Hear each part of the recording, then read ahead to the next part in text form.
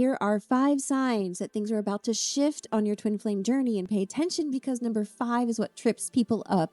It's the sign that is the most misunderstood. People think that this means that you're drifting apart from your twin flame, but you're actually heading closer to them into your harmonious union. So number 1 is you stop chasing your twin flame. And by chasing, I don't mean physically running after them on the street, although that has happened by on some accounts and some stories. But chasing means that you've got this energy of focusing on them, and you're focused on trying to attract or attain that connection with them. And that is a repulsive energy. And I don't mean like disgusting repulsive, but I mean repulsion, like magnets, two north end of the magnets, they push each other away. So if you're constantly checking their Instagram, if you're constantly looking at their social media or calling or texting, you're in a chasing energy. And why is that? Why is it that when you're in a chasing energy, it pushes them away? Because when you're focusing on someone else outside of you, you are losing that connection with yourself inside. You're putting something else in front of you within. And so when you do that, it basically sends all the energy away from you onto another person, including your twin flame. Now, your twin flame is one with you at the core, but they're going to mirror or reflect everything that you're doing with respect to yourself. So if you're not focusing on yourself, if you're focusing on someone else, then they're going to not focus on you as well. They're going to mirror your lack of focus and love on yourself. So there's a way to stop chasing, because some people find this easier said than done. But there's a way to do this. It's involving the mirror exercise. I have plenty of videos on that, and that's what I help my clients with. Okay, so number 2 is that you respond differently to triggers. You may have something trigger you, and then you respond differently this time. You are not going to do the same old thing where you get really upset and freak out and lose your stuff. I mean, maybe you're not perfect, but it's different. You're like, oh, that thing happened again at work, and I'm triggered, but I'm not doing it's not as bad, right? Or I'm triggered, but I chose not to respond in the same way. Or maybe I'm not even triggered anymore by the same stimulus, right? So this is a clear sign that something is about to shift. And how do you get to this state, even if it's something that has been triggering you for decades or since you were a kid, right? Maybe it's a family member that, comes around for birthdays and holidays, and you're just like, oh, I can't stand being around them. But this time it's different. You'll notice that these triggers start to dissolve as you do inner work. And that's a huge sign that something is about to shift for you on your twin flame journey, because you've got to be able to withstand triggers. Your twin flame is your perfect mirror. And so they're going to bring you the most joy and satisfaction in having a relationship with them. But they're also going to trigger you, right? So you need to be able to navigate those triggers without burning the house down each time you get upset. Okay, so let's go to number 3. You no longer abandon yourself for other people, situations. You're no longer saying yes to those invitations of like, let's go out partying, when you don't like going to noisy bars.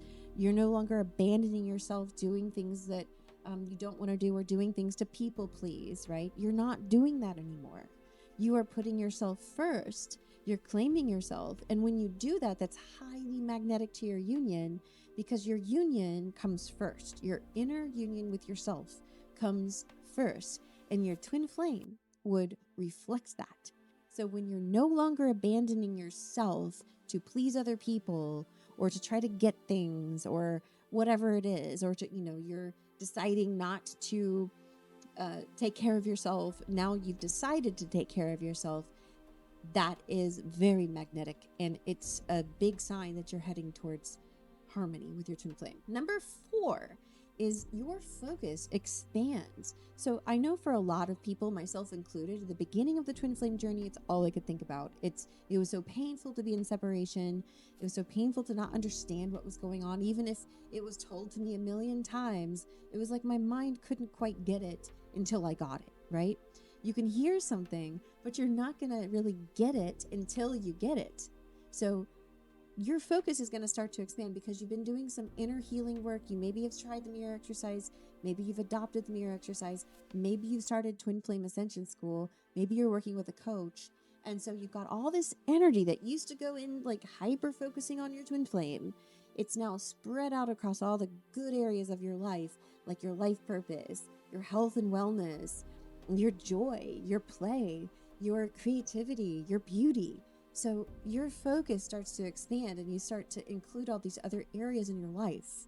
That's a huge sign, and you start to feel really well-rounded, like wow, I've got a great life. Like, where did this come from? And maybe nothing external has changed very much. So maybe it's just that you shift your focus and attention into all these other places and you just feel good. It feels really good. Let's go to sign number 5, and this is the one that I was telling you in the beginning trips up a lot of people, because I think that you're losing your twin flame, and people have told me, they're like, is something wrong? And here it is. You feel less desperate about the timeline or your twin flame connection in general. You're not trying to get into union with your twin flame by Christmas or by next month, right? You're not asking when. That's not happening. You stop obsessing. You stop panicking. And some people find this very disconcerting because they're like, what happened? Did I fall out of love with my twin flame? Like, what's happening? No. You're actually coming into peace, into harmony within yourself.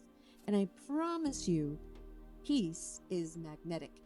The illusion that chaos and panic and fear and gotta get this that by this time, and I can't dilly dally because what if they find someone else, or what if they're gonna get married to someone else, or we think, our minds tell us that there's panic involved and that you better jump on the panic horse and ride it all the way into the sunset, and that just won't work, right? That is not peace.